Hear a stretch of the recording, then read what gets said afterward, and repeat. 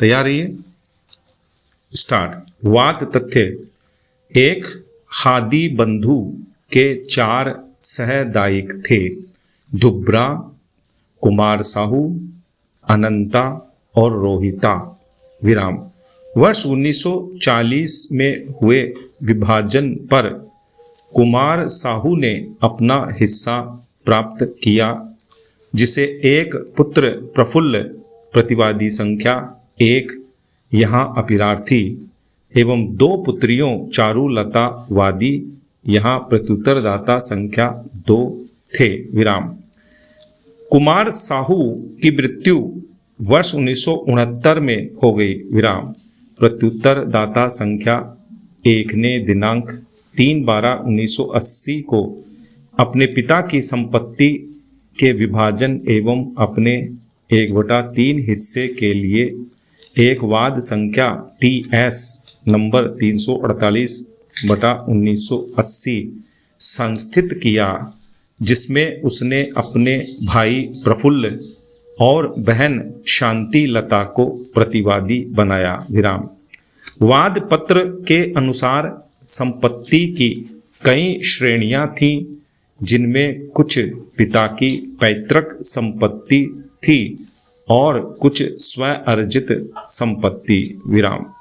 विचारण न्यायालय ने निर्णय दिनांक 30/12/1986 के द्वारा वादी का वाद लागत सहित आज्ञप्तित किया, जिसमें वादी को पैतृक संपत्ति में 1/6 तथा स्वयं अर्जित संपत्ति 1/3 हिस्सा, प्रतिवादी संख्या 2 बहन को भी उपयुक्त हिस्सा, किंतु प्रतिवादी संख्या 1 प्रफुल्ल को पैतृक संपत्ति में 4/6 और स्वयं अर्जित संपत्ति में 1/3 हिस्सा नियत करते हुए प्रारंभिक आज्ञप्ति पारित की। विराम।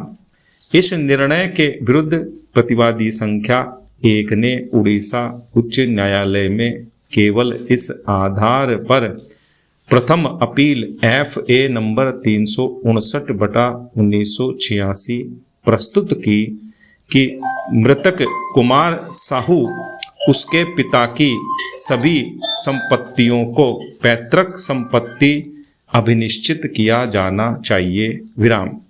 अपीलार्थी के अनुसार अपील के लंबित रहने के दौरान प्रतिवादी संख्या 2 ने 50,000 रुपये में अपने सभी हिस्से का प्रतिवादी संख्या 1 के पक्ष में परित्याग कर दिया। विराम। तदनुसार समझौता याचिका 29/3/1991 को उच्च न्यायालय में पेश की गई, जो विविध मामला संख्या 643 वर्ष 1990 के रूप में प्रथम अपील में ही संलग्न कर दी गई। विराम। उच्च न्यायालय की एकल पीठ ने विचारण न्यायालय के द्वारा नियत वादी के हिस्से की पुष्टि कर दी तथा उसके समक्ष पेश समझौता याचिका का सम्मान करते हुए और अपीलार्थी को प्रतिवादी संख्या 2 का हिस्सा भी प्रदान करते हुए पैतृक संपत्ति में 5/6 तथा स्वयं अर्जित संपत्ति में 2/3 हिस्से का निर्धारण करके विचारण न्यायालय के निर्णय आज्ञप्ति को संशोधित कर दिया। विराम। इस निर्णय के विरुद्ध अपीलार्थी ने खंडपीठ के समक्ष अपील प्रस्तुत की, इस आधार पर कि संपूर्ण वाद संपत्ति पैतृक संपत्ति थी। विराम। साथ ही साथ प्रतिवादी संख्या 2 ने भी ऐसा कोई समझौता नहीं होने के आधार पर उसके हिस्से को अपीलार्थी को दिए जाने के विरुद्ध अपील प्रस्तुत की। विराम। खंडपीठ ने अपीलार्थी की अपील निरस्त कर दी, किंतु प्रतिवादी संख्या 2 की अपील प्रति अपील अनुज्ञात करते हुए समझौता आज्ञप्ति निरस्त कर दी विराम। इस बीच मूल अपीलार्थी प्रफुल्ल की मृत्यु हो गई विराम। अतः उसके विधिक उत्तराधिकारियों ने यह अपील प्रस्तुत की विराम।